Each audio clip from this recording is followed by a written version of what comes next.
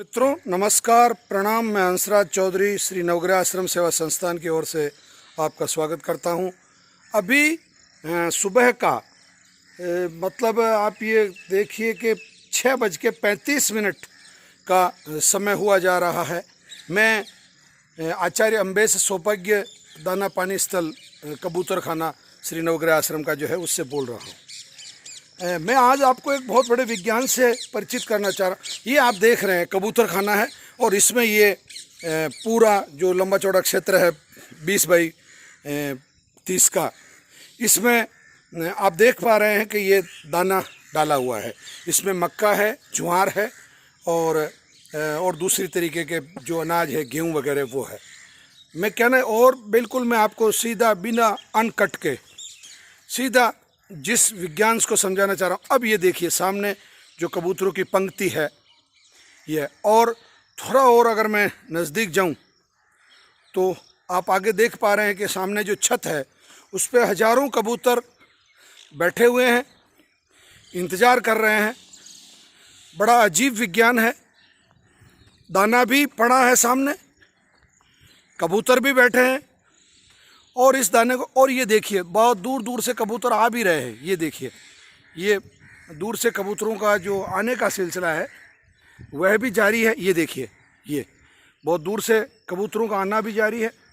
अब ये कर क्या, ये देखिए इधर ये और देखिए आप ये यहाँ दूर बहुत दूर दूर से कबूतरों का आना जारी है। ये अभी करीब 4000 की संख्या में यहाँ इकट्ठे हो जाएंगे, 4 या 5000 जितना भी, क्योंकि इनको कोई गिन तो पाया नहीं अब तक, पर ऐसा अंदाज़ा लगा जाता है कि इतने स्क्वायर फीट में अगर इतने कबूतर बैठे हैं तो वो उस तरीके से।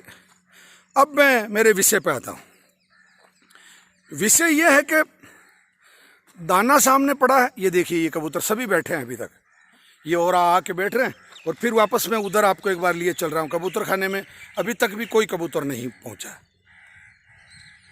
क्या है ये रहस्य? यही रहस्य समझना आवश्यक है। आयुर्वेद में जठराग्नि के लिए एक बहुत बड़ा अध्याय है।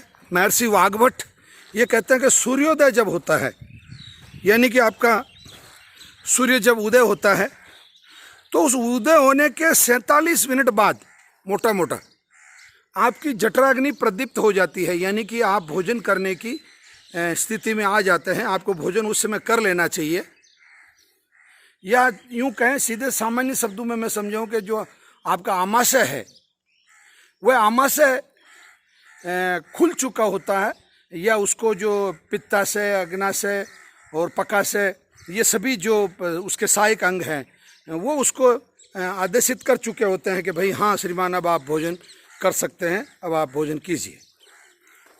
अब ये क्या रहस्य है? यानी कि प्रत्येक जीव की, मतलब प्रत्येक पक्षी की, कुत्ते की, गाय की, मनुष्य की, सबकी अंदर एक बायोलॉजिकल क्लॉक होती है, एक जैविक घड़ी होती है, और वो जैविक घड़ी अपने हिसाब से अपना समय उसका फिक्स निर्धारित होता है प्रत्येक जीव जंतु में, और वो उस समय उसको खाना खाने के लिए प्रेरित कर देती है। मनुष्य में भी ऐसा ही है। मैं आपको इस विषय को इसलिए कबूतरों से जोड़ रहा हूँ।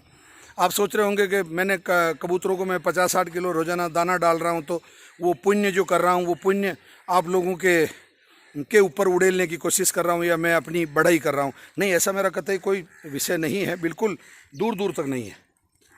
और ये मेरे आनंद का विषय है। परंतु मेरा आयुर्वेद का जो विषय है वो विषय मैं आपको इस तरीके से समझाना चाह रहा हूँ कि ये अभी तक भी कबूतर यहीं बैठे हैं। ये देखिए अब इन कबूतरों में ये, अब सामने आप सूर्य देख रहे हैं, देखिए सूर्य आ चुका है ऊपर, और सूर्य उदय हुए करीब करीब मोटा मोटा ये जो समय है 47 मिनट पे जठराग्नि प्रदीप्त हो जाती है, और 1 घंटा 47 मिनट यह प्रदीप्त रहती है। कितना हुआ? मोटा मोटा 1.25 घंटे। 1.25 घंटे में अगर आप भोजन कर लेते हैं, नाश्ता, ये पता मुझे समझ में नहीं आता ये नाश्ता क्या चीज़ होती है, ये मुझे आज दिन तक समझ में नहीं आया। मुझे तो नाश्ते को शायद नाश से ही जोड़ता हूँ। क्यों नाश्ता करना, क्या करना नाश्ता? आप सीधा भोजन कीजिए, आपकी जठराग्नि जो प्रदीप्त हो जाती है वो उतना समय है। अब ये देखिए, अभी तक भी ये ऊपर, इनको कौन रोक रहा है? वहाँ आप दूर से देख भी सकते हैं, इनको कोई रोकने वाला नहीं है वहाँ। मतलब ऐसा नहीं कि ये अगर यहाँ ये उतर जाएं, वहाँ लैंड कर जाएं और ये दाना खाना शुरू कर दें, तो इनको कोई रोकने वाला नहीं है वहाँ। परंतु अभी तक इनका समय नहीं हुआ है। और ये जो इनकी उड़ान है, ये यूं ही नहीं है, ये इनका नियमित क्रम है। और इस क्रम के तहत ये इन्होंने अपनी उड़ान ये भरते हैं।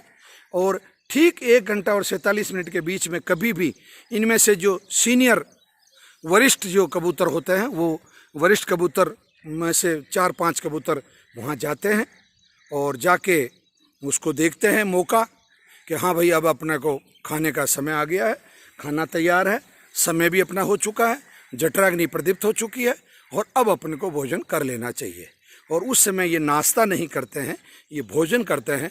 तो अतः मित्रों, मैं आज के इस विषय के संदर्भ में आप लोगों से ये निवेदन करना चाहता हूँ कि आप 8 बजे पहले अपना भोजन अवश्य रूप से कर लें, चाहे वो रोगी है चाहे वो रोगी नहीं है। तो आपका समय पे सुबह प्रातःकाल भोजन करना एक बहुत सुखद विषय है और आयुर्वेद की दृष्टि से बहुत लाभप्रद है। धन्यवाद।